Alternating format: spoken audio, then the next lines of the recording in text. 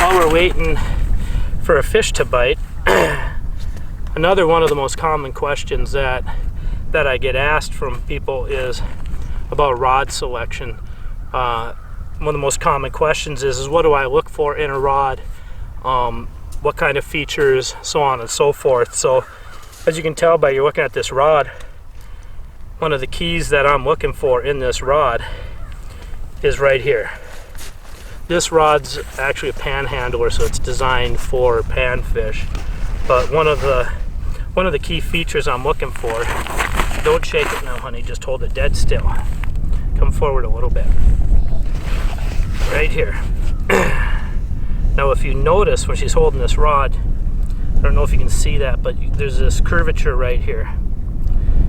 If I take the pressure off of my jig, that rod is straight. When I put my spoon on here, what I'm looking for is I'm matching my rod to, when that does that, you got to set the hook, okay? I'm matching my jig and my spoon to my rod. I want this rod with that slight bend.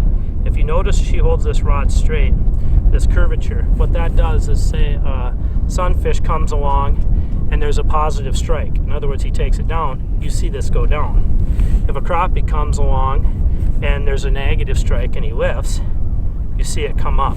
What this does is gives me ultimate bite detection. When it does that, honey, you got something on there, so you want to set it.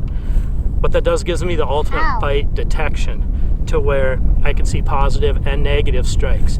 So when you're looking to purchase a rod, make sure you're buying a rod that's specific for the fish that you're going to be fishing and the lure, the spoon or the jig that you're going to be using.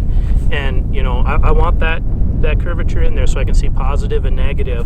I think that's a very key feature and probably the #1 tip to put more fish on the ice.